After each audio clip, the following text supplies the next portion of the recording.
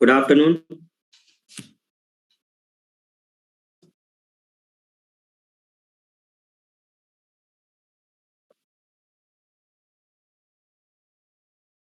Voice clear?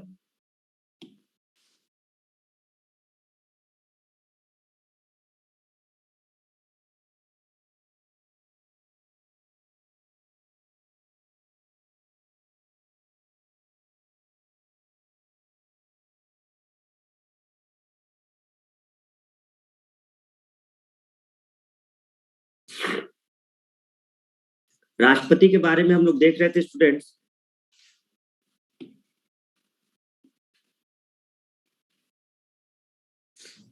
देखिए हम लोग कहाँ तक पहुंचे थे, नामांकन प्रक्रिया पर। तो नामांकन प्रक्रिया में हम लोगों ने देखा कि एक निर्वाचक मंडल होता है, इलेक्टोरल कॉलेज, ठीक है। और उस इलेक्टोरल कॉलेज में होता कौन है? एमपी और एमएलए, ये दो लोग होते हैं। और अप्रत्यक्ष निर्वाचन होता है राष्ट्रपति का। 50 प्रस्तावक चाहिए, 50 सेकेंडर, जो मतलब उनको अनुमोदन करे कि हाँ हम सपोर्ट कर रहे हैं, ये बन सकते हैं। 15,000 रुपए जमानत राशि जमा होगी और उसके बाद वो चुनाव लड़ सकते हैं। अगर टोटल वोट का 1/6 वोट अगर उसको नहीं मिलता है तो वो जमानत राशि जब्त हो जाती है। अब जरा बात करते हैं ये एमपी और एमएलए की, जरा ध्यान से समझना सभी। जब एमपी और एमएलए की बात करते हैं तो संसद पार्लियामेंट में जो होते हैं वो पार्लियामेंट में होते हैं एमपी, यानी लोकसभा और राज्यसभा, ठीक है। लोकसभा में दो लोग बैठते हैं, एक नॉमिनेटेड या इलेक्टेड जो भी हैं। तो जैसे अगर हम लोकसभा वगैरह देखें, जो एमपी की अगर हम बात करें, मेंबर ऑफ पार्लियामेंट की, तो लोकसभा और राज्यसभा में दोनों देखने को मिलते हैं। तो अगर हम दोनों लेके चलें तो हम केवल उनको देखते हैं जो इलेक्टेड है। नॉमिनेटेड से हमें कोई मतलब ही नहीं है, ठीक है। तो हमें केवल उन्हें उनसे समझना है जो इलेक्ट होकर के आए हैं, निर्वाचित है जो। और यहाँ पर जो विधानसभा है और जो विधान परिषद है, तो विधान परिषद के सदस्यों को नहीं लिया जाता, केवल विधानसभा के सदस्य को लिया जाता है। और वो भी कौन? जो इलेक्टेड होंगे। मतलब ये जो एमपी है 776 संसद वाले, और ये जो 4120 एमएलए हैं, ये एक्चुअल में कौन है? निर्वाचित लोग हैं, यानी ओनली इलेक्टेड पर्सन। तो लोकसभा के इलेक्टेड, राज्यसभा के इलेक्टेड और विधानसभा के इलेक्टेड, तो जो भी निर्वाचित होते हैं वो सब कंसिडर हो जाते हैं। और विधान परिषद के सदस्यों को नहीं लिया जाता। तो ये जो संख्या आपको दिख रही है 776 और ये जो 4120 वगैरह दिख रही है, तो ये सब इलेक्टेड है, निर्वाचित है, जिनका चुनाव हुआ है। एक संशोधन हुआ था, 70वां संशोधन 1992 में। इस संशोधन के तहत दिल्ली और पुदुचेरी के विधानसभा के निर्वाचित सदस्य भी भाग लेंगे। पहले क्या था कि जो यूनियन टेरिटरी थे उनके सदस्य भाग नहीं लेते थे निर्वाचन में राष्ट्रपति के, तो निर्वाचक मंडल में उनको शामिल नहीं किया जाता था। लेकिन एक संशोधन हुआ 70 वाला, और इसमें जो दो राज्य हैं, केंद्र शासित प्रदेश दिल्ली और पुदुचेरी, इसके भी जो विधानसभा के सदस्य होंगे वो भी राष्ट्रपति के चुनाव में भाग लेंगे, ये ऐड कर दिया गया। तो टोटल हो गए, देखो, लोकसभा के एमपी, राज्यसभा के इलेक्टेड और विधानसभा के एमएलए जो इलेक्टेड है सब, ठीक है, मनोनीत कोई भी नहीं है इसमें से। और दिल्ली और पुदुचेरी, ये सब लोग मिलकर के राष्ट्रपति के चुनाव में भाग लेते हैं। क्लियर? और जो विधानसभा का गठन हुआ था वो 69वां संशोधन हुआ था दिल्ली का। तो 69वां संशोधन 1990 में हुआ था, जिसमें दिल्ली और पौंडीचेरी में विधानसभा का है। देखो याद रखना, विधान परिषद हर राज्य में नहीं है, कुछ ही मेन राज्य हैं जहां पर विधान परिषद है। विधानसभा तो देखने को मिलेगा लेकिन हर जगह विधान परिषद नहीं है, ठीक है ना। तो इस तरह से हम लोगों ने देखा कि जो नॉमिनेशन प्रक्रिया थे उसके बाद जो इलेक्शन में पार्टिसिपेट करेंगे, वो इलेक्शन में पार्टिसिपेट कौन करेगा? एमपी और एमएलए करेंगे, और वो भी सभी निर्वाचित करेंगे। समझ में आ गया? तो ये ध्यान रखना है कि विधान परिषद का सदस्य इसमें भाग नहीं लेगा। और जो भी नॉमिनेटेड होते हैं वो नॉमिनेटेड कहीं से भी शामिल नहीं होते, चाहे वो कहीं के भी हो। इवन अगर मुख्यमंत्री आपका एमएलसी है, यानी कि विधान परिषद का सदस्य है, तो भी वो नहीं ले पाएगा, क्योंकि उसको विधानसभा का बनना पड़ेगा, ठीक है। तो एमएलसी के जो सदस्य होते हैं विधान परिषद के, वो पार्टिसिपेट नहीं करते, ये नहीं करते, ठीक है, ध्यान रखना है। आई होप कि ये चीज क्लियर हो गई है एमएलए और एमपी की। निर्वाचक मंडल क्लियर, इलेक्टोरल कॉलेज, राष्ट्रपति के उसमें इलेक्टोरल कॉलेज पार्टिसिपेट करेगा, एमपी और एमएलए, जनता भाग नहीं लेगी, और ये सभी निर्वाचित होंगे, इलेक्टेड। चलिए बात करते हैं इलेक्शन की। इलेक्शन कैसे होता है इसका? देखिए होता क्या है, जो अभी अभी हमने पीछे बात की इलेक्टोरल कॉलेज की, ये जो इलेक्टोरल कॉलेज में एमपी और एमएलए हैं, यही लोग वोट देंगे, यही लोग वोट देंगे, इनको वोट का अधिकार है प्रेसिडेंट पद के लिए। और आपको बता दें कि ये बैलेट पेपर से होता है, ये पेपर वाला होता है, बैलेट पेपर होता है, ईवीएम वाला नहीं सिस्टम है, बैलेट पेपर वाला सिस्टम, ठीक है। तो राष्ट्रपति का जो चुनाव होता है वो बैलेट पेपर से होता है। पहली बात तो ये समझ लीजिए, समझते हो ना बैलेट पेपर सब लोग? अरे वो गांव में प्रधानी वधानी नहीं देखते हैं, वो सामने जाके उसके ठप्पा मारना पड़ता है, तो बैलेट पेपर टाइप का ही होता है, ठीक है ना। ईवीएम का प्रयोग नहीं किया जाता इसमें। अब एक बात आपको समझनी है कि जैसे कोई एमएलए जो वोट देगा, दो लोग है ना, एमएलए हैं और एमपी है, तो एमएलए और एमपी के वोट की वैल्यू देखते हम लोग किस तरह से है। वैल्यू का मतलब समझिए, जैसे हम लोग, जैसे हम पब्लिक हैं, हम लोग किसी को वोट देते हैं तो हमारा एक वोट एक ही काउंट होता है, मतलब हमने किसी को दिया तो हमारा एक वोट एक ही काउंट होता है। एमएलए वगैरह का जरूरी नहीं कि एक वोट एक ही काउंट हो, बात समझ में आ रही है हमारी? एमएलए लोग का जरूरी नहीं है कि एक वोट एक ही काउंट हो, उनकी वैल्यू ज्यादा हो सकती है, तो वो देखना पड़ता है। तो कैसे, एक फॉर्मूला है, value of the vote of one MLA, एक विधायक के वोट की वैल्यू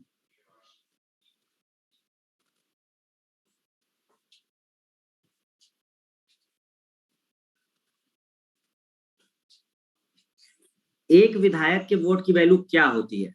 तो एक विधायक के वोट की वैल्यू समझिएगा क्या होती है, total population of the state, राज्य की कुल जनसंख्या,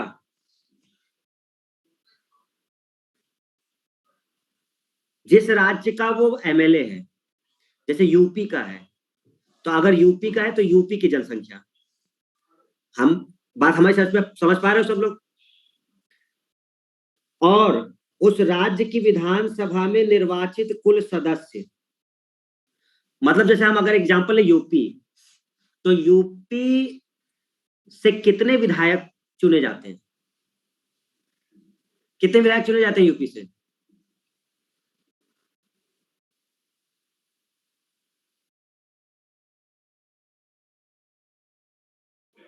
403, 403 चुने जाते हैं।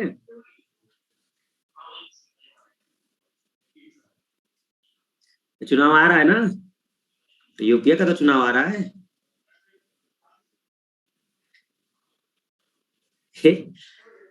400 प्लस सर संख्या से छोड़ दीजिए, 400 प्लस कर देंगे, उसी में शामिल हो जाएंगे। दिल्ली में कितने हैं? दिल्ली बता दो, दिल्ली तो सिंपल है।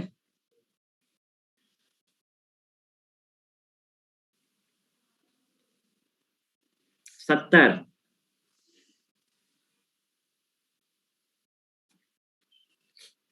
तो सपोज करो जैसे दिल्ली का हम बात कर रहे हैं, सपोज करो दिल्ली बात करते, उसकी लेके चलो, तो दिल्ली की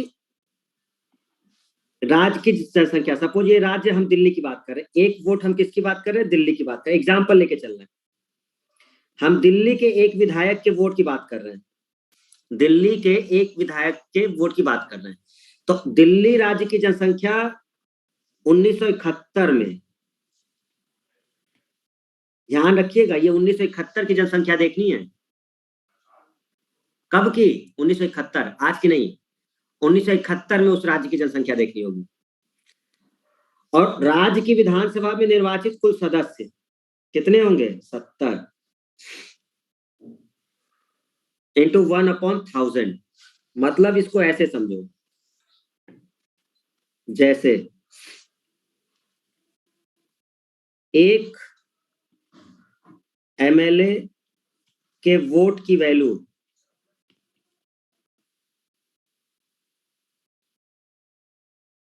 राज्य की कुल जनसंख्या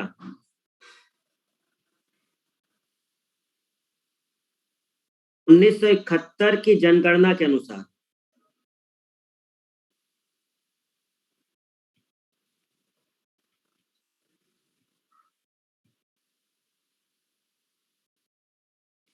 डिवाइडेड बाय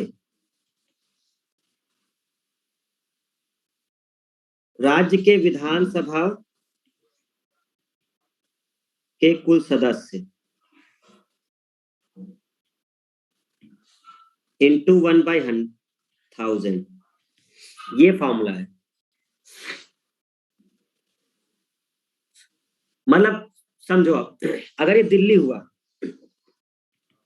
सपोज करो 1971 में इसकी जनसंख्या 2 करोड़ के आसपास रही हो, सपोज करो, मान लो 2 करोड़ रही है, और इसके विधानसभा में सदस्य 70 है, 1/100, 1/1000।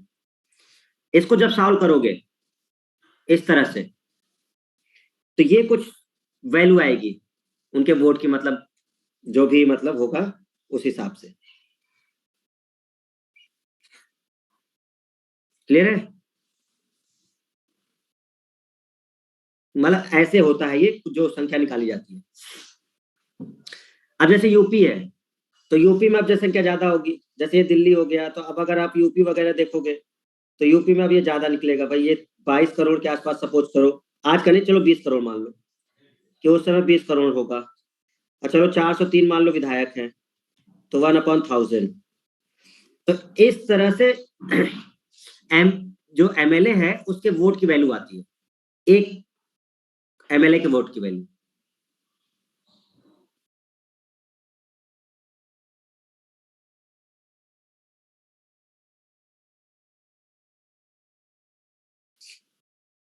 क्लियर हुआ? हेलो, सबको क्लियर हो ना? तो जिस भी राज्य के एमएलए के वोट की वैल्यू हमें पता करनी है, उस राज्य की जो जनसंख्या 1971 में रही होगी, उसमें भाग दे देना है टोटल एमएलए का, और 1000 से डिवाइड कर देना है। ये जो वैल्यू आएगी वो एक एमएलए की वोट की वैल्यू आएगी। क्लियर? नीचे देखो, पढ़ो, राज्य की पॉपुलेशन 1971 की जनगणना के आधार पर लिया जाता है, और 2026 तक ऐसा चलता रहेगा, क्योंकि ये 84वें संविधान संशोधन से बोला गया कि ये जो जनसंख्या है फॉर्मूले में, वो हम 1971 की लेते रहेंगे। कब तक? 2026 तक। 2026 के बाद ये चेंज होगा तो देखा जाएगा क्या होगा, लेकिन अभी तक हम लोग केवल जनसंख्या 1971 के आधार पर लेंगे। तो इस तरह से क्या सभी राज्यों के एमएलए के वोट की वैल्यू बराबर आएगी? नहीं आएगी भाई, जनसंख्या अलग अलग है, राज्य की विधायक की संख्या अलग अलग है, तो सबकी अलग अलग आएगी। लेकिन हाँ, टोटल अगर हम एमएलए देखें, सब पूरा मिलाकर के कितने एमएलए हैं, तो टोटल एमएलए हमारे हैं 4120। तो 4120 एमएलए हैं हमारे पास। तो जब हम वैल्यू काउंट करते हैं सबका मिलाकर, 4120 का काउंट करते हैं, टोटल वैल्यू जो आती है एक एक विधायक की अलग अलग, तो वो वैल्यू आती है लगभग ये 5,49,495। ये उनके वोट की वैल्यू आती है।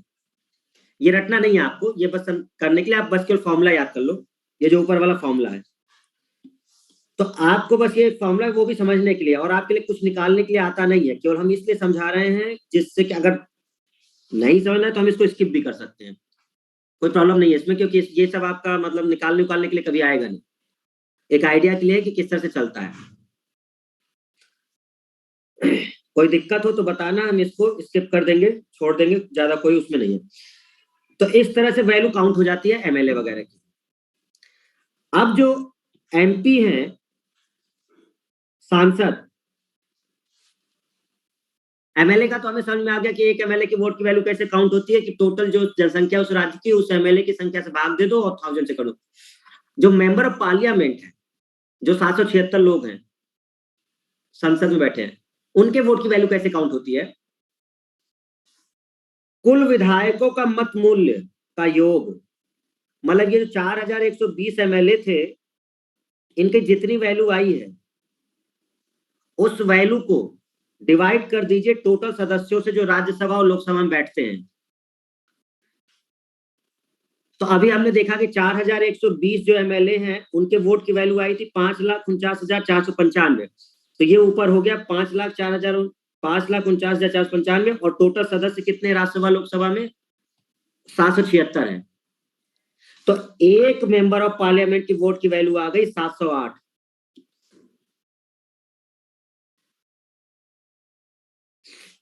एक सांसद के वोट की वैल्यू 708 होती है, मतलब एक वोट करता है तो 708 माना जाता है।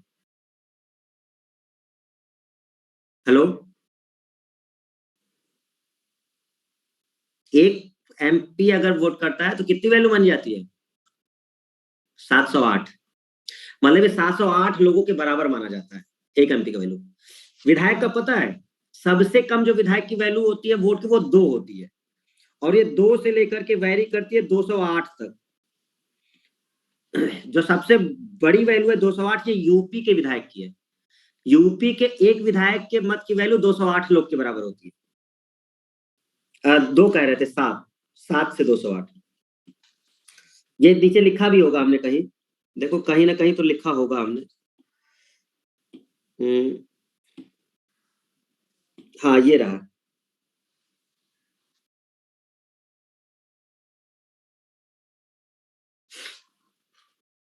मतलब एक एमएलए की वोट की वैल्यू अगर हम लोग देखते हैं ना तो 7 सबसे कम, जो सबसे कम वैल्यू वोट की है जिस विधायक की, जो सबसे कम छोटा राज्य होगा वहीं से होगा, तो जैसे 7 है उसकी। लेकिन सबसे ज्यादा वैल्यू जो है मैक्सिमम वो 208 है, और ये यूपी के विधायक की वैल्यू है।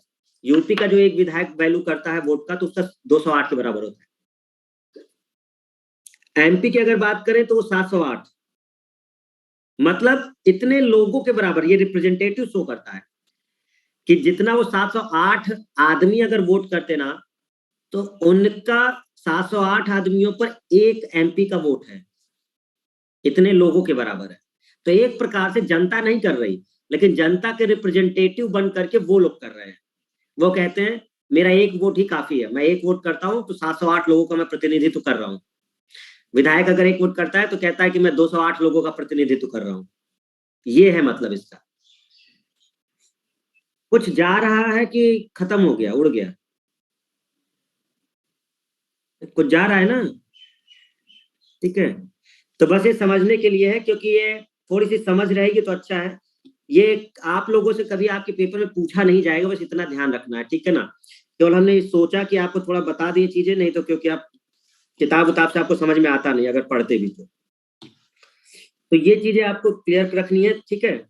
तो आप समझ गए होंगे कि एक्चुअल में जो राष्ट्रपति है उसका जो चुनाव होता है उसमें एमपी और एमएलए भाग ले रहे हैं, और जरूरी नहीं है कि हर विधायक के वोट की वैल्यू एक ही हो, वो वेरी करती है राज्य के हिसाब से, और वहां पर जितने विधायक उनके, तो 7 से लेकर के 208 वैल्यू तक वेरी करती है। सबसे ज्यादा यूपी के विधायक की होती है, और अगर हम एक एमपी की बात करें तो जब वो एक वोट करता है तो उसका लगभग 708 लोग के बराबर होता है। इस तरह से चीजें हैं, ठीक है ना। तो चलो ये समझ में आ गया होगा कि कैसे इसका चल रहा है। आते हैं अपने मेन पॉइंट पे इधर। इसको कोशिश करना समझने के लिए, तुम लोग को राष्ट्रपति का चुनाव बिल्कुल क्लियर हो जाएगा, ठीक है ना। सर नॉन इलेक्टोरल मेंबर को क्यों नहीं लिया जाता? नॉन इलेक्टोरल मेंबर ये कौन है?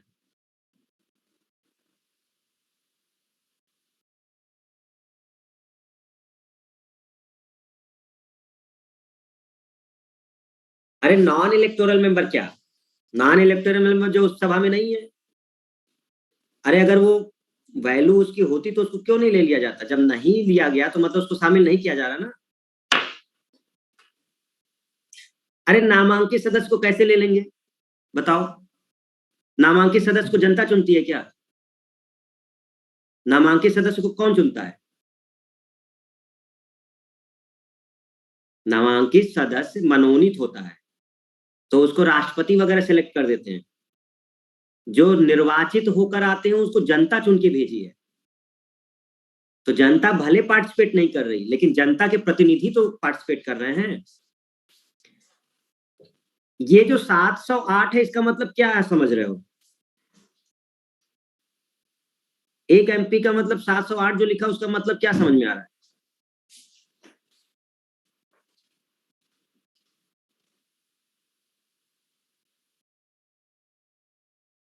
बोलो भाई, क्या समझ में आ रहा है? 708 मतलब क्या?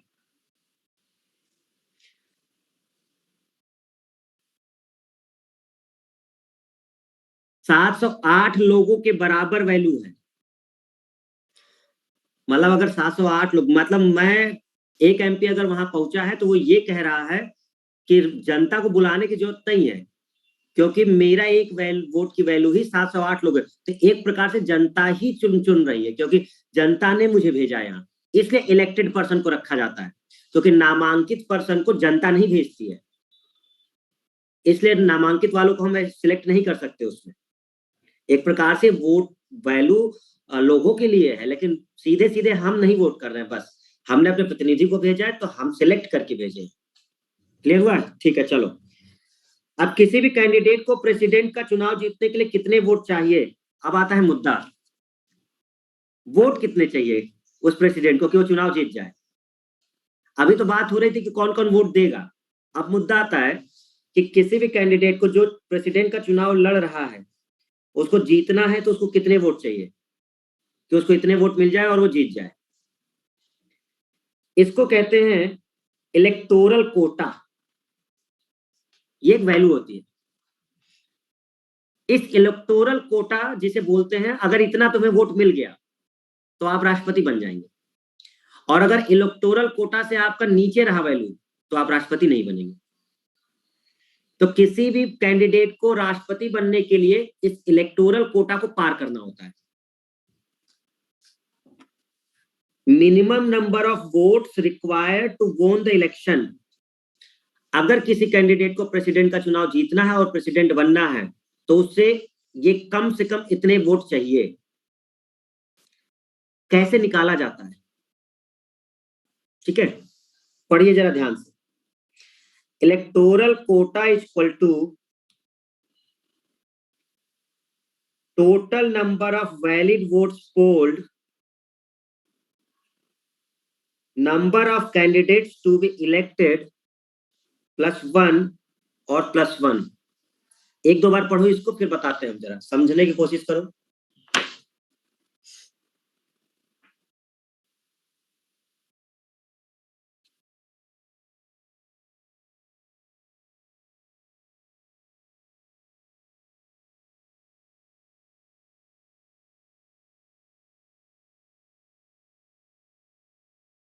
नहीं है समझ में?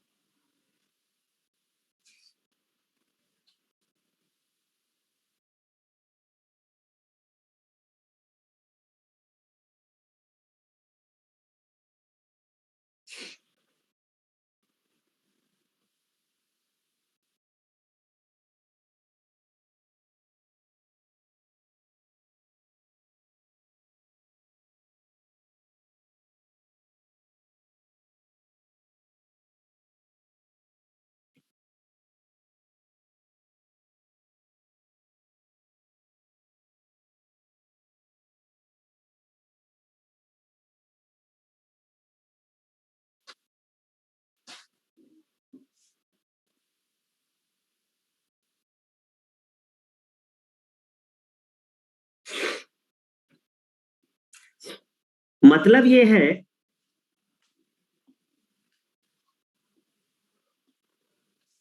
कि इलेक्टोरल कोटा की वैल्यू का मतलब होता है कि कितने वोट डाले गए हैं, या कितने लोग वोट डालेंगे, कितने लोग वोट डालेंगे। ये संख्या तो फिक्स है ना भाई, ये तो फिक्स होगा ना कि कितने लोग वोट डालेंगे। ठीक है, क्योंकि एमपी और एमएलए को डालना है, एमपी भी फिक्स है, एमएलए भी फिक्स है, वो ऊपर नीचे होगा नहीं। तो कितने वोट डाले जाएंगे या कितने वोट डाले गए, वो जो वैध वोट है। और राष्ट्रपति पद के लिए कितने उम्मीदवार खड़े हैं। अब ये जो राष्ट्रपति पद के लिए जो उम्मीदवार खड़े होंगे, सपोज करो 4 खड़े हो गए कि 4 लोग राष्ट्रपति पद के लिए उम्मीदवार हैं, हो सकता है 5 लोग हो सकता है 6 लोग, कितने भी हो। तो राष्ट्रपति पद के लिए जो उम्मीदवार लड़ रहे हैं उनकी संख्या में 1 ऐड करना है। जैसे अगर वो 4 लड़ रहे हैं तो 4 + 1 करना है नीचे के लिए, और ऊपर जितने भी वोट डाल रहे होंगे वो जो वैल्यू आए उसमें 1 ऐड कर देना है। फिर से समझिए,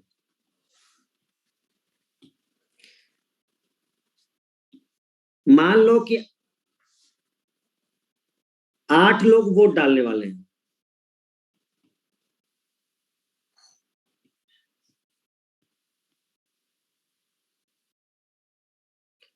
और जो उम्मीदवार हैं वो 4 हैं।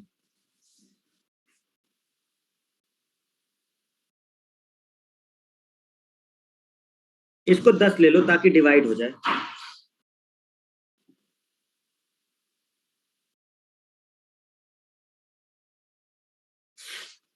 देखो, जैसे अगर हम कहें कि वोट डालने वाले कितने लोग हैं, तो वोट डालने वाले 10 लोग हैं जो राष्ट्रपति के लिए वोट डालेंगे, और जो राष्ट्रपति के उम्मीदवार हैं वो उम्मीदवार 4 लोग हैं।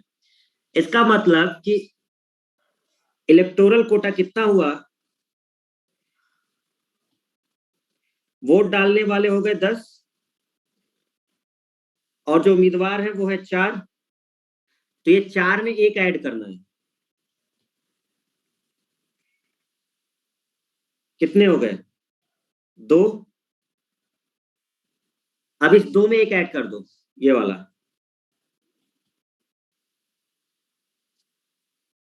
तो इलेक्टोरल कोटा कहलाएगा 3। मतलब ये जो 4 उम्मीदवार है ना, इनको कम से कम 3 वोट जिसको मिल जाएगा, 3 वोट उनको चाहिए ही। 3 से अगर कम है तो नहीं हो पाएगा। Hello.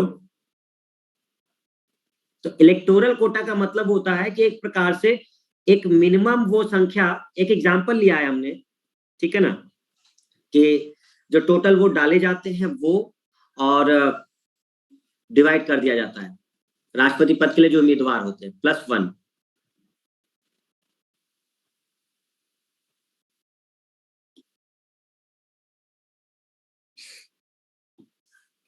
Total number of valid votes polled, जो टोटल वोट्स डाले गए हैं,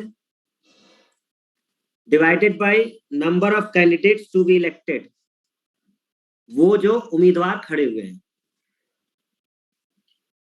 तो जितने खड़े हुए होंगे वो ये होगा। अब हमने एग्जांपल दिया है इसमें, जैसे इलेक्शन के उम्मीदवार 2 हैं, केवल 2 लोग राष्ट्रपति पद के लिए खड़े हुए हैं सपोज करो, और वोट डालने वाले 5 हैं।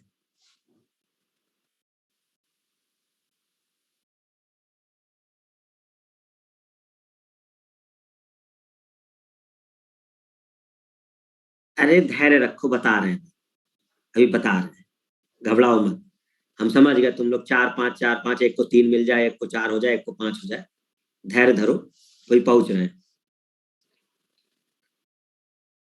तो अब इलेक्टोरल कोटा की अगर हम लोग बात करते हैं, अरे बता रहे हैं भाई, 4 मिले और 5 मिले, हम ये समझा रहे हैं, घबराओ मत। अगर इलेक्शन के उम्मीदवार 2 हैं और वोट डालने वाले 5 हैं और वैकेंसी केवल एक ही है, भाई राष्ट्रपति की वैकेंसी तो एक ही होगी ना, 2 राष्ट्रपति थोड़ा बन जाएंगे, और 2 लोग खड़े हुए हैं उम्मीदवारी में, 5 लोग वोट डालने वाले हैं। तो इलेक्टोरल कोटा का मतलब हो गया कि 5 जो वोट डालने वाले थे, और डिवाइड कर दिया हमने number of candidates to be elected. ये थोड़ी सी गलती हुई उसमें, वो जो वहां पर है ना, ये राष्ट्रपति का पद है। एक्चुअल में क्या है, हमने ये जनरल सेंस में ले लिया है, क्योंकि हम चुनाव केवल राष्ट्रपति का देख रहे हैं। ये असल में जनरल फॉर्मूला होता है, कोई भी जो बड़े पद के लिए होता है उसके लिए यहाँ पर होता है, ये राष्ट्रपति के लिए नहीं होता। यहाँ पर जो शब्द आता है ये एक जनरल फॉर्मूला होता है।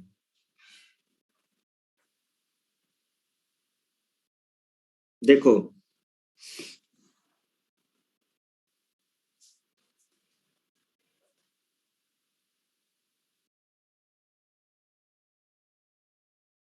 इसका हिंदी मीनिंग, ये इंग्लिश मीनिंग अलग है।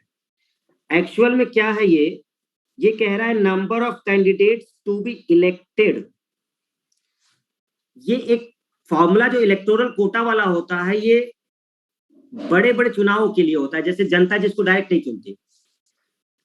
यहां पर जब राष्ट्रपति की बात, तो इसको ऐसे समझो कि ये बात वैकेंसी से रिलेटेड है।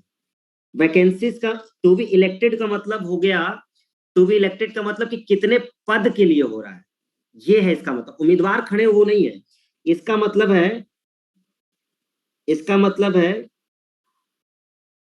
कितने पद के लिए हो रहा है।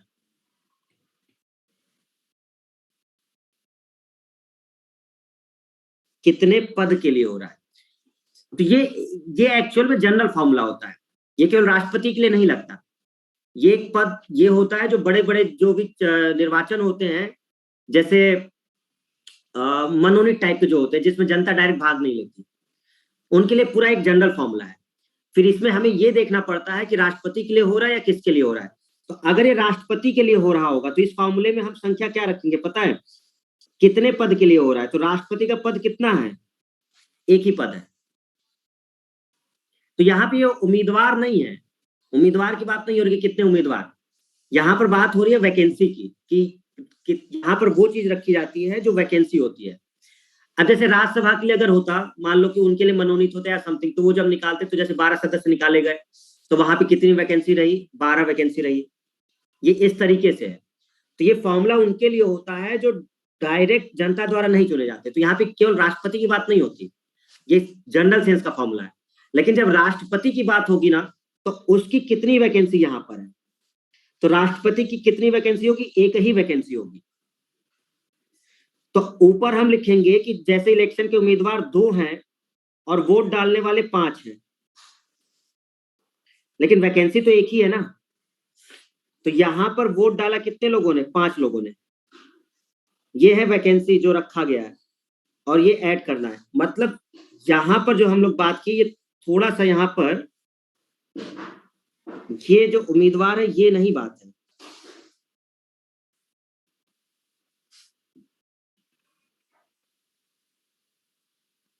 ये बात है इसकी।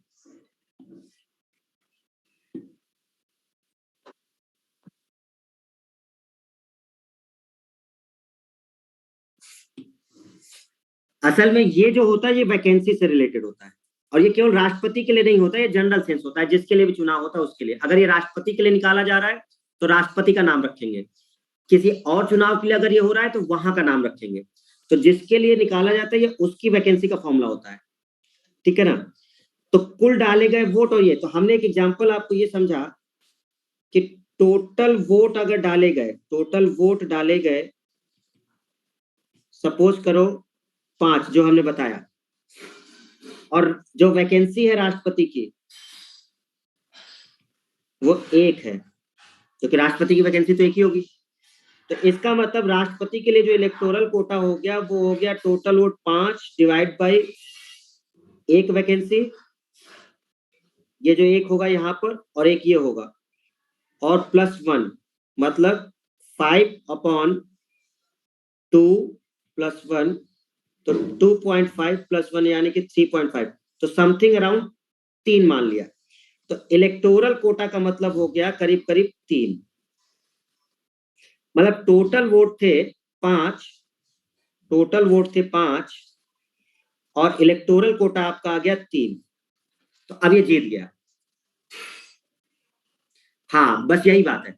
हम लोग का वहां पे फॉर्मूला में जो वैल्यू रख रहे थे वो थोड़ा गलत रख रहे थे। असल में वहां पर उम्मीदवार नहीं रखना है, मतलब जो 2 उम्मीदवार के, वहां पर वैकेंसी वाला रखना है कि कितने पद के लिए चुनाव लड़ा जा रहा है। तो कितने पद के लिए चुनाव लड़ा जा रहा है वो रखा जाता है। तो राष्ट्रपति पद के लिए एक ही पद होता है केवल, तो वो वैल्यू रखनी है। क्लियर है। तो जिसको इलेक्टोरल कोटा 3 हो गया, 5 वोट डालने थे, और जिसको भी 3 वोट मिल जाएगा वो जीत जाएगा, ये है इसका मतलब। क्लियर हुआ। जैसे अगर हम लोग कहें, कोई एग्जांपल लेके देखते हैं दूसरा, अगर 8 लोग हैं वोट डालने वाले, 8 है, और राष्ट्रपति का पद तो एक ही रहेगा ना, वैकेंसी एक ही रहेगी, तो ये अभी भी एक रहेगा। यानी जब इलेक्टोरल कोटा आप अगर निकालोगे तो टोटल हो गए 8 ऊपर, पद एक हो गया, एक ऐड कर दो +1, 8/2 +1, तो 4 + 1 कितना 5। तो जिसको भी 5 वोट मिल जाएगा वो जीत जाएगा। बात समझ में आ गई अब? ठीक है ना? तो ऊपर वही कंफ्यूजन हो रहा था, क्योंकि यहाँ पर हम लोग असल में क्या रख दिए थे, जो टोटल उम्मीदवार थे उन्हीं को रख दिया था। नहीं, यहाँ पर वैकेंसी रखनी है कि राष्ट्रपति पद के लिए जो वैकेंसी होती है। क्लियर है? चलो, तो यहाँ पे बात हमारी क्लियर हो गई। ओके, तो total number of valid votes polled divide by number of candidates to be elected. जो इलेक्ट हो रहे हैं यानी कि पद की बात हो रही है, वैकेंसी की बात हो रही है। तो इस तरह से इलेक्टोरल कोटा चाहिए होता है, और इससे कम अगर है तो वो राष्ट्रपति नहीं बन पाएगा। एक पॉइंट है, राष्ट्रपति का चुनाव कौन करवाता है? निर्वाचन आयोग करवाएगा। ये करवाता वही इलेक्शन कमीशन है। 324 आर्टिकल के अकॉर्डिंग निर्वाचन आयोग कराएगा। राष्ट्रपति के चुनाव संबंधी विवादों को सुप्रीम कोर्ट सुनता है। चुनाव को सिर्फ निर्वाचक के पद को क्या मतलब है, मान लो कि 2 लोग खड़े हुए थे राष्ट्रपति के चुनाव में, और एक एक बन गया, जैसा होता है जनरली, तो दूसरा वाला कहेगा कि धांधली हुई है। कहेगा कहेगा ना कि ये गलत तरीके से जीता है। और जैसे चलता है कि ईवीएम हो गया है, इन्होंने ईवीएम में छेड़छाड़ करी है, इसको हैक कर लिया है, और सब ऐसे चीजें हैं। तो वैसे बैलेट पेपर वाला है, तो वो कहेंगे कि भाई भ्रष्टाचार हुआ है, ऐसा ऐसा है। तो उसका अगर कोई भी मतलब विवाद होता है तो सुप्रीम कोर्ट ही सुनेगी, और कहीं नहीं जा सकते आप, सीधे सुप्रीम कोर्ट जाना पड़ेगा। और 71 आर्टिकल, जो 71 नंबर है, उसके तहत आपको वहां जाना होता है। कोई जनरल नहीं कर सकता। जो प्रत्याशी या जो राष्ट्रपति पद के लिए खड़ा हुआ है, या तो वो मतलब सुप्रीम कोर्ट में केस फाइल करे, और या तो फिर जो निर्वाचक आपका होता है, तो प्रत्याशी ही चुनौती दे सकते हैं। ठीक है, ये तो नॉर्मल है, तो आप लोग जानते ही हो, ये तो होता ही है कि भैया ये जैसे ही कुछ होता है चुनाव, दूसरी पार्टी क्या बोलती है, गड़बड़ हो गया है, इन लोगों ने पूरा हैक कर लिया है, सारे वोट अपनी तरफ खींच लिए, इतना इनको नहीं मिलना था। ठीक है, तो अब ये सब विवाद बढ़ता रहता है। तो 2-3 चीजें हम लोगों ने देखी। एमपी का वोट हम लोगों ने देख लिया, वोट वैल्यू कितनी हिसाब से। एक हमने एमएलए की वोट वैल्यू देख ली, और एक हमने देख लिया आपका इलेक्टोरल कोटा, और एक हमने देख लिया इलेक्टोरल कॉलेज, निर्वाचक मंडल।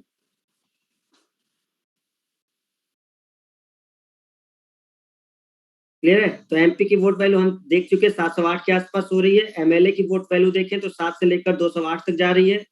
और अगर इलेक्टोरल कोटा देखें तो फॉर्मूले से निकालना होगा वो मिनिमम वैल्यू जो राष्ट्रपति बनने के लिए चाहिए। मतलब ये वो वैल्यू है, वो वोट है जो राष्ट्रपति बनने के लिए चाहिए होगा। और इलेक्टोरल कॉलेज की अगर हम लोग बात करें, तो इलेक्टोरल कॉलेज में जो निर्वाचक मंडल है, अब देखते हैं हम लोग जरा। अब आपके सारे समाधान मिलने वाले हैं। जो आप परेशान हैं कि अगर इसको इतना न मिले वोट, उतना न मिले तो क्या होगा, अब वो पॉइंट आ रहा है। क्या होगा? ऐसी कंडीशन कभी नहीं आती। राष्ट्रपति का चुनाव इस तरह से बनाया गया है कि ऐसी कंडीशन कभी आएगी ही नहीं, कभी नहीं आ सकती। अभी हम समझाते हैं कैसे। इनकी प्रणाली इस तरह की है कि वो बनेगा ही बनेगा प्रेसिडेंट, किसी भी हालत में। ठीक है, तो अब इनकी जो प्रोसेस है उसको समझते हैं कि किस तरह से चीज की जाती है।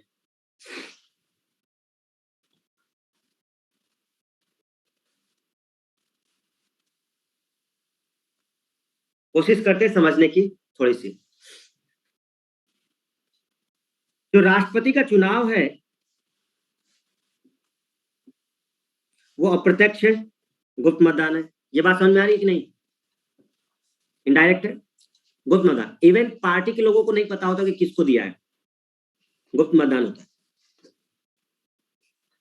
राष्ट्रपति के निर्वाचन की जो प्रणाली है उसको क्या कहा जाता है, ये पढ़ लो इसको। इसको कहा जाता है सिस्टम ऑफ प्रोपोर्शनल रिप्रेजेंटेशन। ये याद रखना है, ये इंपॉर्टेंट है आपके लिए।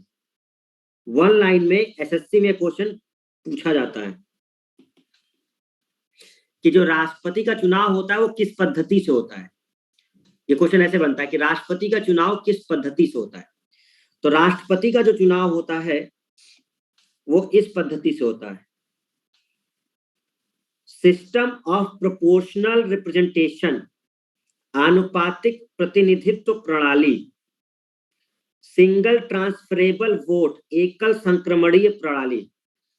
स्टूडेंट एक बात हमारी बस समझ लो, आपके लिए इस पेज में, इस पूरे पेज में जो हम बताने जा रहे हैं, केवल यही लाइन इंपॉर्टेंट है आपके लिए बस। इसको समझाने के लिए हम बाकी ये आपको समझाने जा रहे हैं ताकि ये चीज समझ में आ जाए कि ये वोट होता कैसे। बात हमें समझ में आ रही है? आपको केवल ये लाइन याद रखनी है ऊपर वाली बस। कौन सी? कि राष्ट्रपति का जो निर्वाचन होता है वो कैसे होता है। तो राष्ट्रपति का निर्वाचन होता है सिस्टम ऑफ प्रोपोर्शनल रिप्रेजेंटेशन, आनुपातिक प्रतिनिधित्व प्रणाली और सिंगल ट्रांसफरेबल एकल संक्रमणीय प्रणाली। ये आपको ध्यान रखना है, इसको याद कर लेना।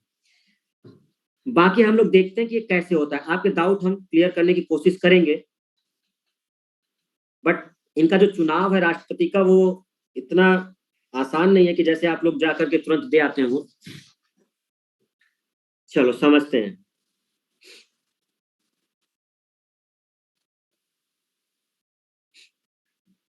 तो बताओ किस पद्धति से होता है राष्ट्रपति का चुनाव? आनुपातिक पद्धति, एकल संक्रमणीय या एकल हस्तांतरणीय। आनुपातिक पद्धति, एकल संक्रमणीय, सिंगल ट्रांसफरेबल। ठीक है, ये दिख रहा है आपको, ये बैलेट पेपर है एक, ऐसे एक बैलेट पेपर। ऐसे समझो, बैलेट पेपर कैसे समझोगे?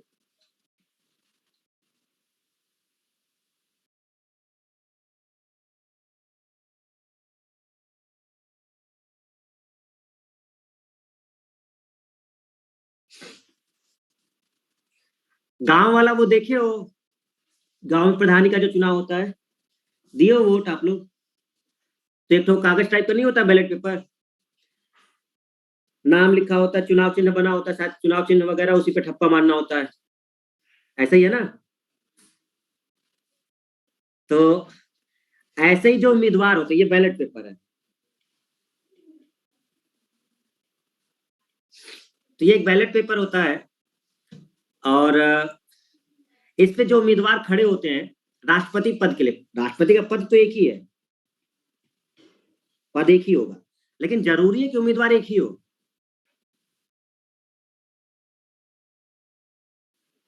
भाई कई लोग की इच्छा होती है राष्ट्रपति बनने की, होगी ना? तो मान लेते चार लोग खड़े हैं, पद एक है लेकिन उम्मीदवार चार हैं। तो अब अगर एक ही पद है और उम्मीदवार चार हैं, सर जी जीत भी गए हैं प्रधानी, तुम ही बन गए हो का प्रधान?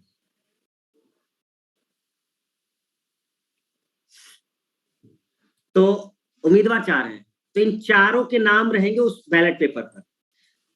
हम मान के चलते हैं चार लोग हैं एबीसीडी,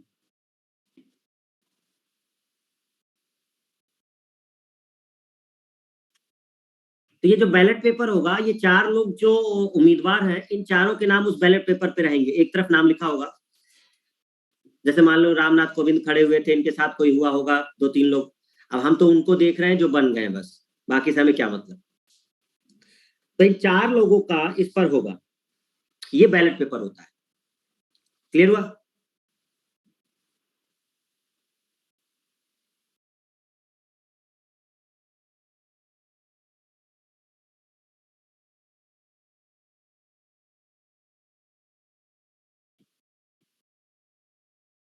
इस लाइन को पढ़िए,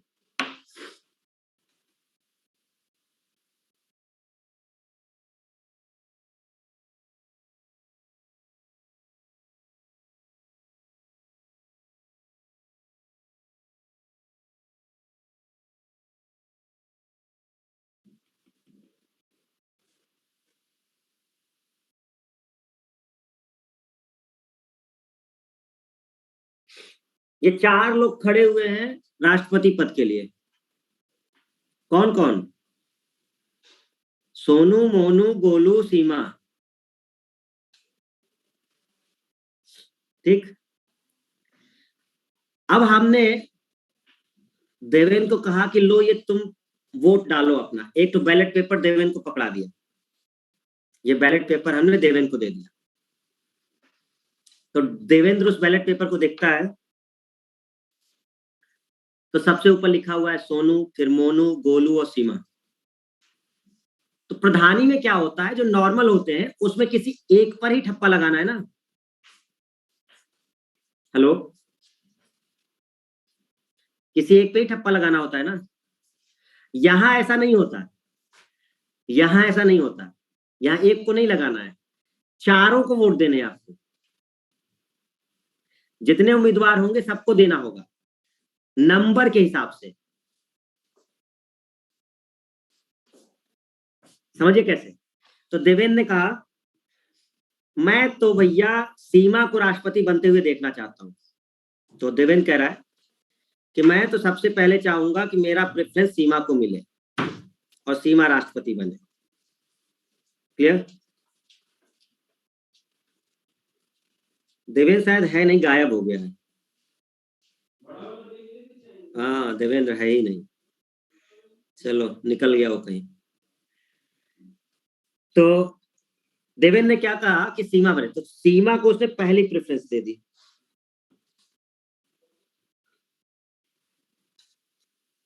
तो उसने सीमा को पहली प्रेफरेंस दे दी। अब ये होगा कि अगर सीमा नहीं बनी राष्ट्रपति तो तुम दूसरे नंबर पे किसको बनना देखना चाहोगे? तो कहेगा मैं दूसरे नंबर पे सोनू को देखना चाहूंगा। मान लो अगर सीमा नहीं जीती तो हम किसको देखेंगे? सोनू बन जाए राष्ट्रपति। अब मान लो सोनू भी ना बने तो किसको बनाना चाहोगे? तो कहेगा कि मैं मोनू को बनना देखना चाहता हूं। और जब मोनू भी ना बने तो किसको बनाओगे? ये है राष्ट्रपति के लिए बैलेट पेपर। राष्ट्रपति का जो बैलेट पेपर होता है उसमें आपको प्रेफरेंस देनी होती है, खाली नहीं छोड़ सकते। जैसे हम लोग अपने गांव प्रधानी वगैरह में किसी एक के नाम के आगे ठप्पा लगा के चले जाते हैं, नहीं, आपको चारों को प्रेफरेंस देनी होगी। अगर वो चारों नंबर है तो आपकी पहली प्रेफरेंस कौन, दूसरी कौन, तीसरी कौन। अरे ठीक वैसा है जैसे आपने जेई का एग्जाम भर दिया, आपको एग्जाम सेंटर मांगता है, पहला एग्जाम सेंटर प्रेफरेंस बताइए। हम तो इलाहाबाद में चाहते हैं, और ना मिले तब क्या करोगे? तो बनारस भेज दीजिए। बनारस ना मिले तो तीसरा प्रेफरेंस तो लखनऊ भेज दीजिए। लखनऊ भी ना मिले तो कानपुर भेज दीजिए। हो गए 4 प्रेफरेंस। तो हो सकता है कि आपको प्रयागराज ना मिले, पहली प्रेफरेंस खत्म, तो दूसरी देखी जाएगी। दूसरी भी नहीं मिली तो कौन सी, तीसरी देखी जाएगी। इसलिए राष्ट्रपति का चुनाव बड़े तरीके से होता है, प्रेफरेंस के हिसाब से होता है, खाली नहीं छोड़ सकते, क्योंकि बहुत बड़ा पद है। तो इसमें कुछ भी ऐसा नहीं है कि टाई हो जाए, ये हो जाए, फलाना ढिमका हो जाए, ऐसा नहीं होता। तो बहुत तरीके से चीजें होती है, वो हम लोग समझते हैं। क्या आपको राष्ट्रपति के बैलेट पेपर समझ में आया? प्रेफरेंस क्लियर हुआ सबको कि कैसे करना है? तो सबको एक एक बैलेट पेपर मिल जाएगा और कहा जाएगा कि ये 4 लोग खड़े हैं इसमें उम्मीदवारी में, अपना अपना प्रेफरेंस लिख दीजिए सबके सामने। तो इस तरह से उस बैलेट पेपर में सब लोग अपना प्रेफरेंस दे देते हैं।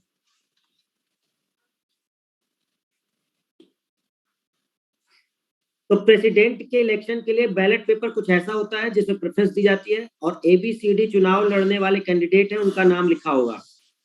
तो यही सोनू, मोनू, गोलू, सीमा हमने जो बताया, इनका नाम लिखा होगा। और इनके आगे ये जो लिखा जा रहा है वो प्रेफरेंस है कि हम पहले किसको बनना देखना चाहते हैं, दूसरे पे किसको, और इससे।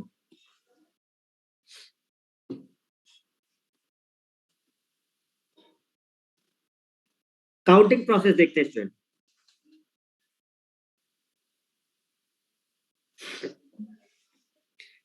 मान लेते हैं प्रेसिडेंट के लिए 4 लोग खड़े हैं, 4 लोग खड़े हैं, ABCD, ध्यान समझना बहुत। और वोट देने वाले 8 लोग हैं। प्रेसिडेंट के लिए कितने लोग खड़े हैं? 4 लोग, सोनू, मोनू, गोलू, सीमा। ये उम्मीदवार है प्रेसिडेंट के लिए, वोट देने वाले नहीं है। ये उम्मीदवार है जो प्रेसिडेंट पद के लिए लड़ रहे हैं, और 8 लोग वोट देने वाले हैं। मतलब वही MP में से एक एग्जाम्पल लेके चल रहे हैं कि 8 लोग वोट देने वाले हैं। तो इलेक्टोरल कोटा कितना हुआ? इलेक्टोरल कोटा हुआ total value of vote, total value of vote हुआ 8। ये 2 डायरेक्ट क्यों लिख दिया? क्योंकि एक्चुअल में ये वैल्यू तो 2 ही होगी ना, क्योंकि नीचे वैकेंसी होती है, वैकेंसी +1 ना, वैकेंसी +1, और वैकेंसी तो एक ही है, राष्ट्रपति की वैकेंसी। हेलो,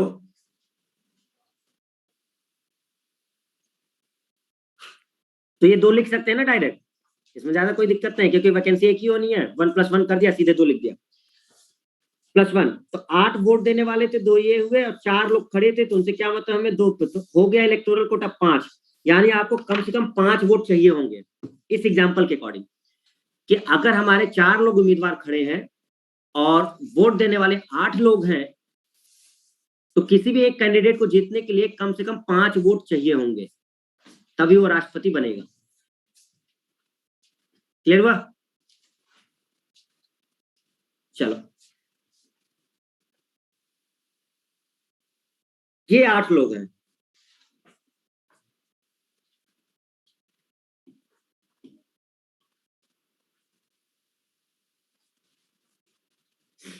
ठीक, ये लोग वोट देने वाले लोग हैं जो वोट देंगे। तो इन लोगों को एक एक बैलेट पेपर दिया गया।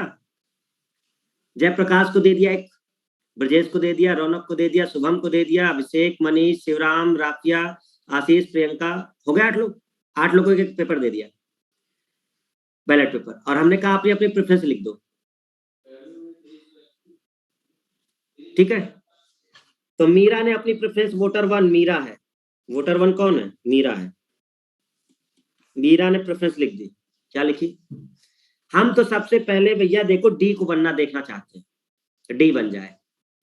फिर पूछा गया कि डी ना बने तो क्या करोगे? तो कहेंगे चलो बी को बना दो फिर, और बी ना बने तो ठीक है, सी को बना दो, और सी भी ना बने तो चलो चौथा ए को बना दो भाई, लेकिन कोशिश करो कि डी बन जाए। प्रेफरेंस दे दिया।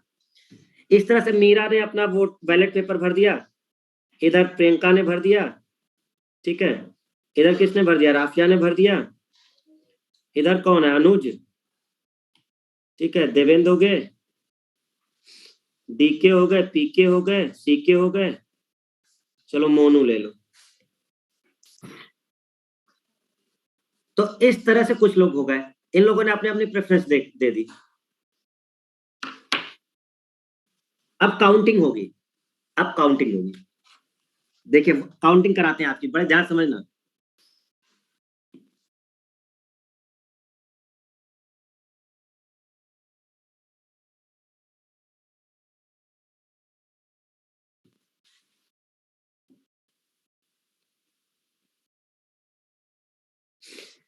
अब 4 लोगों की काउंटिंग होने वाली है कि ए को कितने मिले, और इसको कितने मिले, और इसको कितने मिले। तो पहली प्रेफरेंस वाली काउंटिंग चलेगी। सबसे पहले इन 8 लोगों में मीरा, प्रियंका, राफिया, अनुज, देवेंद्र, डीके, पीके, मोनू, इन 8 लोगों के बैलेट पेपर को चेक किया जाएगा, और पहली प्रेफरेंस देखी जाएगी सबकी, चारों की। ए को पहली प्रेफरेंस कितने लोगों ने दी है, बी को पहली प्रेफरेंस कितने लोगों ने दी है, डी को पहली प्रेफरेंस कितने लोगों ने दी है। तो अब पहला जो स्टेप चलेगा वो पहला प्रेफरेंस काउंट होगा। जरा काउंट करने की कोशिश करो, बताओ जरा ए को कितने लोगों ने पहली प्रेफरेंस दी है।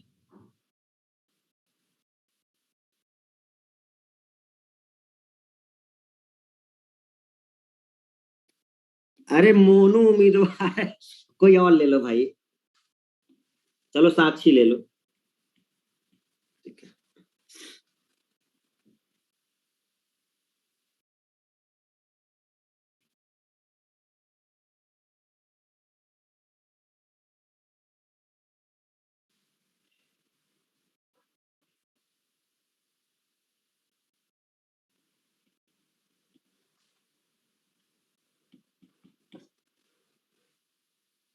ठीक है, क्या टाइप कर दिया आप लोगों ने?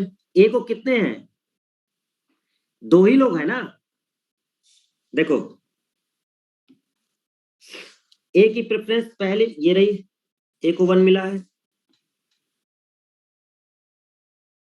और ए कहां पर, ये।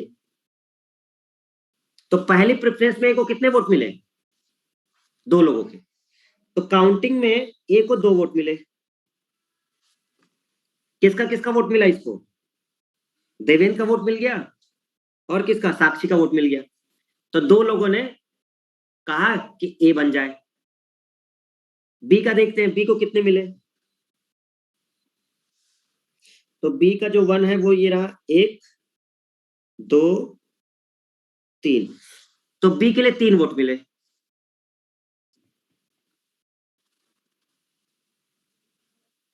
सी को कितने मिले? 1 2। सी को 2 ही वोट मिले। तो सी को कितने 2 लोगों ने वोट दिया? एक प्रियंका ने दिया और एक डीके ने दिया, जो पहली प्रेफरेंस है। तो सी को केवल 2 ही वोट मिले।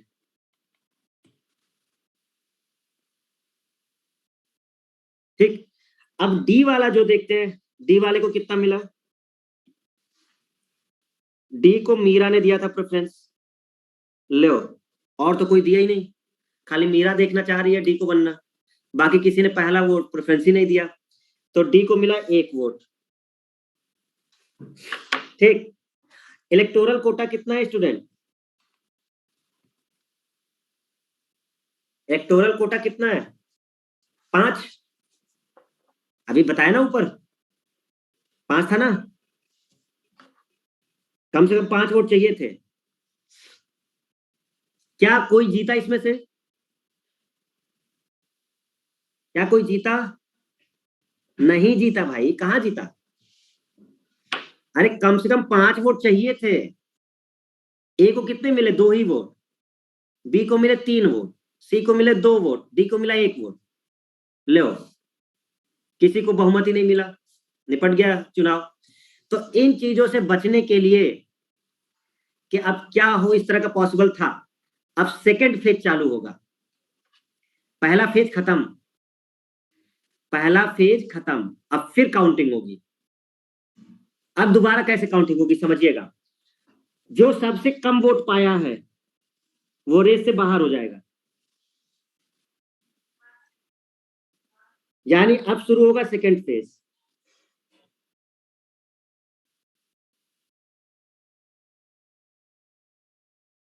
मतलब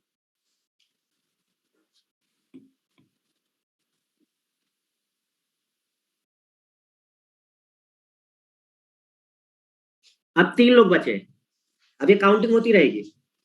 ए बी और सी बचे, डी को हटा दिया गया। क्लियर है?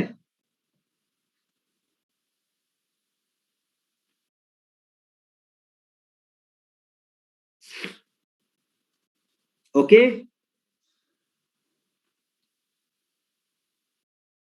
हेलो, ये बात समझ में आई? अगर इलेक्टोरल कोटा पूरा नहीं मिला है तो जो सबसे कम वोट वाला होगा वो क्या हो जाएगा? बाहर हो जाएगा।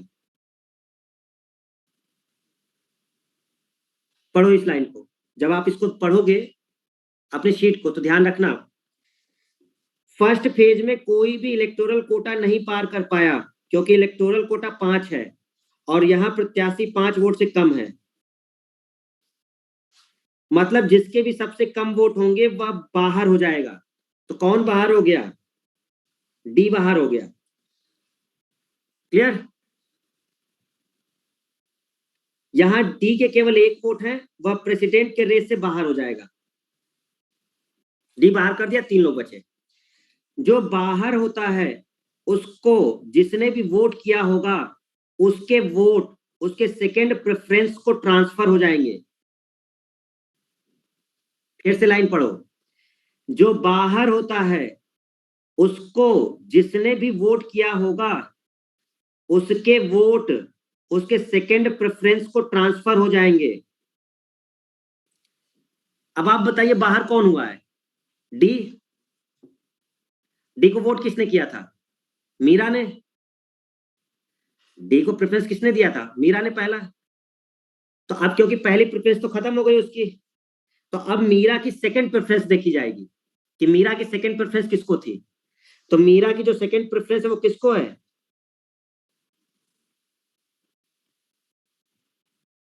मीरा की सेकंड प्रेफरेंस किसको है? बी को है ना,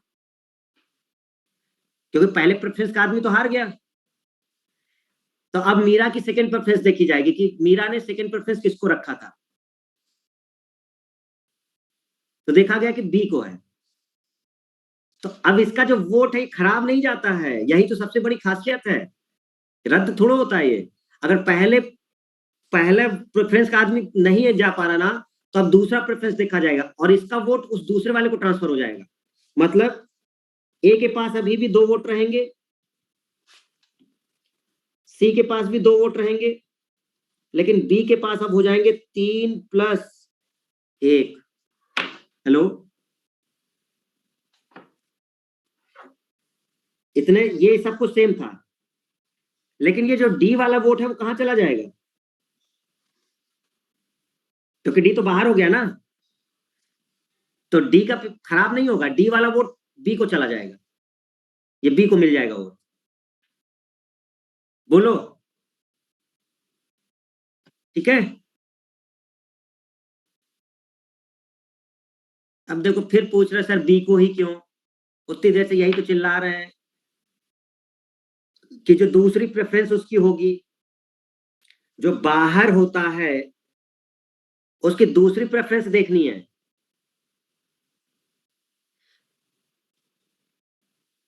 तो डी बाहर हुआ था, तो डी को किसने वोट दिया था? डी को किसने वोट दिया था? डी पहली प्रेफरेंस थी ना, मीरा ने दिया था ना, तो पहली प्रेफरेंस तो खत्म हो गई ना उसकी। तो डी की दूसरी प्रेफरेंस किसको है? डी की दूसरी प्रेफरेंस बी को है, तो बी को वोट जाएगा। मतलब जो बाहर होता है, डी जैसे बाहर हो गया तो पहली प्रेफरेंस, तो उसी पेपर में देखना होगा कि कौन दूसरे प्रेफरेंस पे है, तो बी को इसलिए ट्रांसफर हुआ। अभी भी क्या ये जीता? नहीं। क्यों? क्योंकि 2 वोट है, यहाँ 4 वोट हुए और 2 वोट हुए। क्या इलेक्टोरल कोटा पार हुआ? अब ये प्रक्रिया फिर अपनाई जाएगी। अब कौन बाहर हो जाएगा? सी बाहर हो जाएगा, क्योंकि सी के सबसे कम है नीचे, मतलब जो उसमें देखा जाता है। मतलब इस तरह से चीजें चलती रहती हैं। और एक एग्जाम्पल लेके चल रहे हैं हम लोग, क्लियर है? तो एक नीचे का एक और बाहर हो जाएगा, क्योंकि इसमें ए भी बाहर हो सकता है, क्योंकि 2 हैं और एक एग्जाम्पल मान के चलते हैं कि सी बाहर हुआ। तो सी जब बाहर होगा तो अब 2 लोग केवल बचेंगे, अब केवल 2 लोग बचेंगे। एक बचेगा ए और एक बचेगा बी। तो ए के पास है 2 वोट और बी के पास है 4।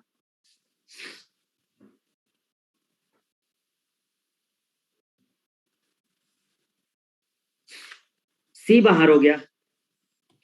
आप में से कोई हमें बता सकता है कि जो सी के वोट जिन लोगों ने दिए थे वो अब किसको मिलेंगे? लो लिस्ट देख लो और हमें देख के बताओ जरा कि सी रेस से बाहर हो गया है, तो अब सी का वोट जो है किसको ट्रांसफर होगा, ए को या बी को? बहुत ध्यान से बताइएगा। जो सी बाहर हुआ है, तो सी का वोट अब किसको ट्रांसफर होगा?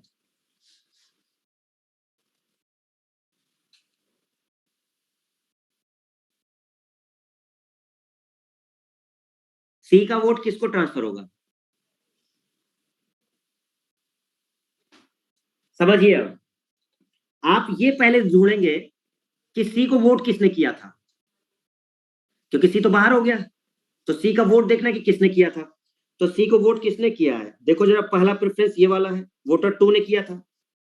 सी का भाई यही तो है पहला प्रेफरेंस। और वोटर 6 ने किया था। तो वोटर 2 और वोटर 6 ने सी को किया था, तो पहली प्रेफरेंस तो इनकी खत्म हो गई, क्योंकि वो तो बाहर हो गया रेस से। अब इन्हीं दोनों का, वोटर 2 और वोटर 6 का सेकंड प्रेफरेंस देखेंगे कि इन्होंने सेकंड प्रेफरेंस किसको दिया था। तो इनका सेकंड प्रेफरेंस कौन है? बी है। दूसरे नंबर पे बी था, और इसका भी सेकंड कौन है? बी है। तो 1 वोट वोटर 2 का और 1 वोट वोटर 6 का, 2 वोट हो गए। ये दोनों वोट किसको चले जाएंगे? बी को चले जाएंगे। तो ए का वोट हो गया 2 और बी का वोट हो गया 6।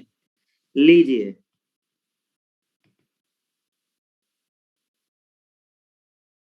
बी प्रेसिडेंट बन गया।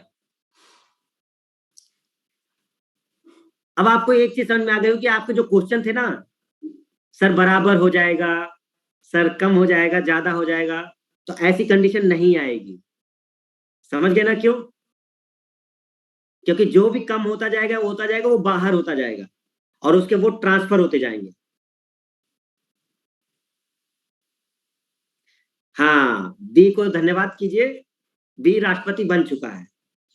ठीक है, तो बी राष्ट्रपति बन गया। अब इसको केवल शपथ लेनी है। अब ये बन चुका, अब जाएगा शपथ लेने और फिर बोरिया बिस्तर बांध करके राष्ट्रपति भवन में शिफ्ट हो जाएगा। चलो आज से मेरा घर राष्ट्रपति भवन। ओके, यही है एकल संक्रमणीय आनुपातिक पद्धति, सिंगल ट्रांसफरेबल वोट। ये जो ट्रांसफर हो रहा है कि एक कैंडिडेट जो बाहर होता जा रहा है उसी का वोट ऊपर ट्रांसफर होता जा रहा है, इसी को कहा जाता है सिंगल ट्रांसफरेबल वोट। प्रेसिडेंट का चुनाव नहीं लड़ना, प्रधानी ही सही है। हाँ ठीक है प्रधानी ही लड़ो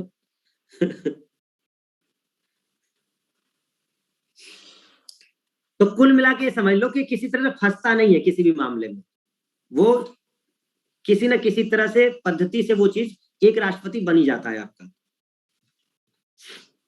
तो ये हमने समझ लिया। आज हमने इनको राष्ट्रपति बना दिया है, बाकी हम लोग कल बात करेंगे।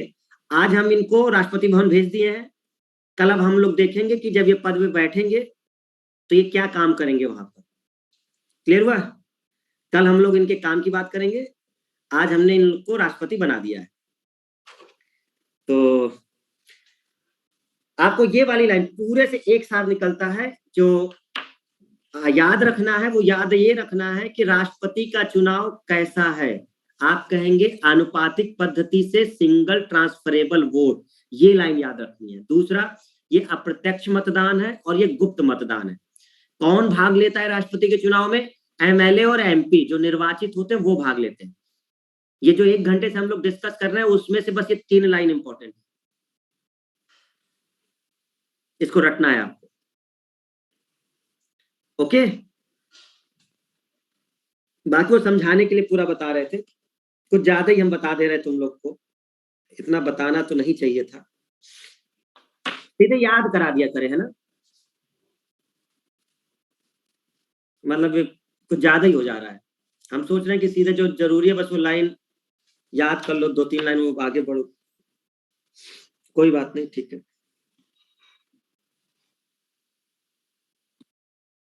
तो राष्ट्रपति के लिए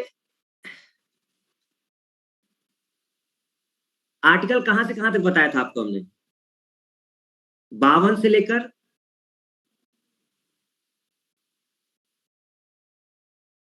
62 तक, 52 से लेकर 62 तक ना। हाँ ठीक है।